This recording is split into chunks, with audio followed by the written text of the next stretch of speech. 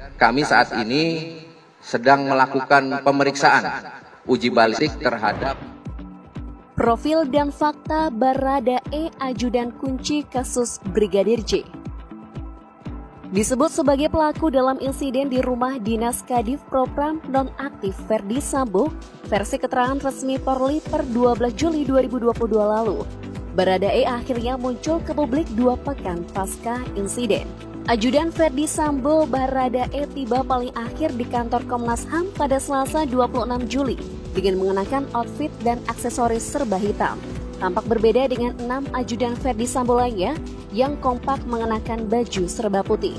Baradae dan ke-6 ajudan Ferdi Sambo hadir atas permintaan Komnas HAM untuk menggali keterangan lebih lanjut demi membuka tabir kematian Brigadir J alias Nurfiansyah Yosua Huta Barat. Menjadi sosok yang paling dicari, profil Baradae tentu jadi diskusi tersendiri bagi warganet. Profil Baradae.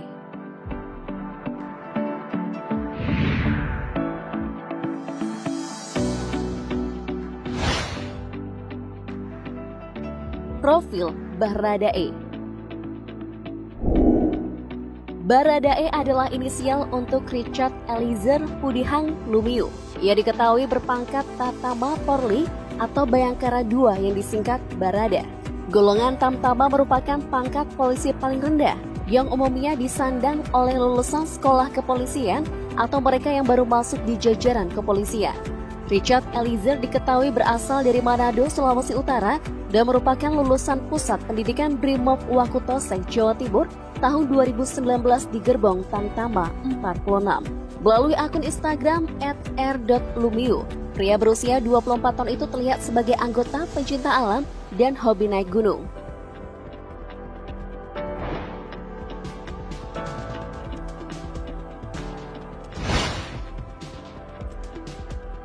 Penembak nomor 1. Menurut keterangan dari Kombes Budi Herdi Susianto, yang merupakan Kapolres Metro Jakarta Selatan nonaktif, Richard Eliezer adalah penembak jitu nomor 1 di Resimen 1 Korps Pelopor Brimob. Dalam kesatuan itu, Richard juga merupakan pelatih Verteka Rescue. Info ini diperoleh dari atasan Baradae di kesatuannya bekerja di Brimob. Richard disebut sangat mahir dalam menguasai berbagai medan seperti medan vertikal maupun curam, ataupun medan yang basah atau kering sekalipun.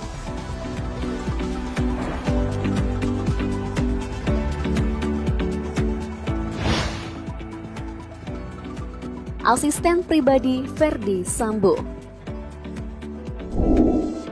Richard E. diketahui berada di rumah dinas Ferdi Sambo di Kompleks Porli Duren 3, Pancoran, Jakarta Selatan, terkait tugasnya sebagai AID Dekam atau asisten pribadi Jenderal Bintang 2 tersebut. Sedangkan Brigadir J adalah anggota yang ditugaskan menjadi supir pribadi istri Ferdi, Putri Chandrawati.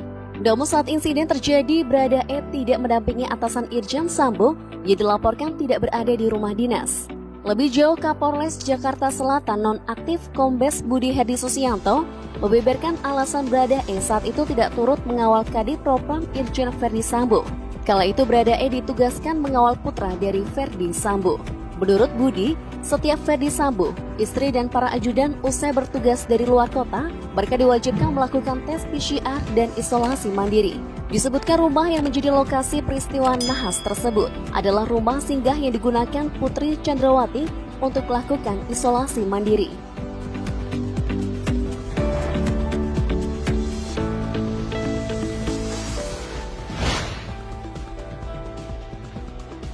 Sosok Baradae di mata tetangga. Tetangga dan sahabat Baradae di kampung halaman membocorkan sikap dan kehidupan sehari-hari dari Baradae selama hidup bertetangga dengan orang yang ada di sekitarnya. Lokasi persis rumah Baradae disebut berada di perumahan Tamara Residence, Kelurahan Mapangat Barat, Kecamatan Mapangat, Kota Manado. Pasca kasus Brigadir J viral, rumah Baradae dikatakan langsung sepi penghuni. Seorang tetangganya berinisial L menyebutkan bahwa keluarga Baradae memang merupakan keluarga yang tertutup. Ketika ada kegiatan sosial, Baradae atau keluarganya sangat jarang berpartisipasi. Namun seorang sahabat Richard berinisial IY mengaku bahwa sang Richard Eliezer adalah orang baik dan murah senyum. Ya, dia baik dan murah senyum.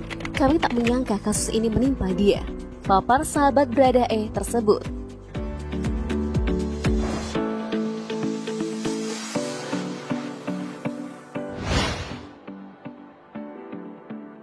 Belum jadi tersangka. Walau dalam keterangan resmi per 12 Juli 2022, Brada E atau Richard Eliezer disebut sebagai pelaku utama. Namun Polri menampik kabar yang mengatakan bahwa Brada E sudah ditetapkan sebagai tersangka. Menurut keterangan Kadif Humas Mabes Polri Irjen Pol Dedi Prasetyo kepada wartawan pada Senin 25 Juli 2022, dan hingga info ini ditulis, Polri menegaskan bahwa Brada E masih berstatus sebagai saksi.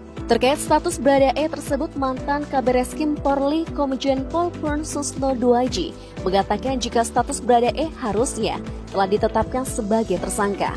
Hal tersebut berdasarkan laporan pertama mengenai aksi konfrontasi polisi versus polisi tersebut.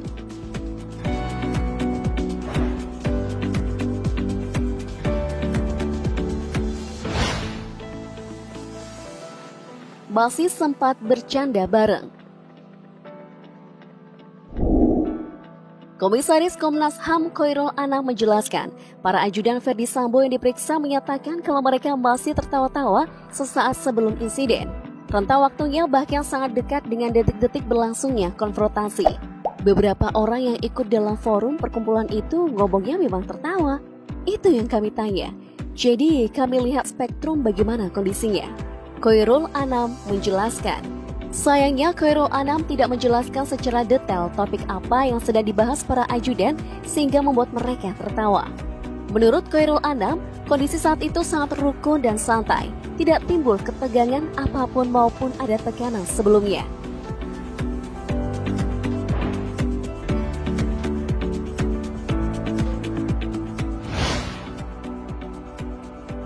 Kondisi psikologis. Ketua Komnas HAM Ahmad Taufan Damani mengatakan sempat mengobrol langsung dengan Brada E sebelum pemeriksaan di kantor Komnas HAM. Dari pembicaraannya, Ahmad Taufan pun mencoba untuk menangkap bagaimana kondisi psikologis Brada E.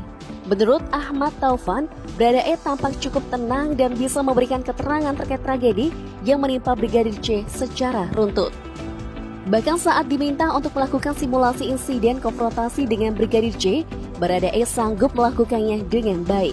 Namun Ahmad Taufan tidak bisa menjamin bahwa kondisi psikologis Brada E saat diperiksa Komnas HAM benar-benar stabil 100%. Menurut jadwal, seharusnya Brada E mendatangi Lembaga Perlindungan Saksi dan Korban (LPSK) untuk menjalani pemeriksaan asesmen psikologis pada Rabu 27 Juli 2022. Namun saat itu Brada E batal hadir.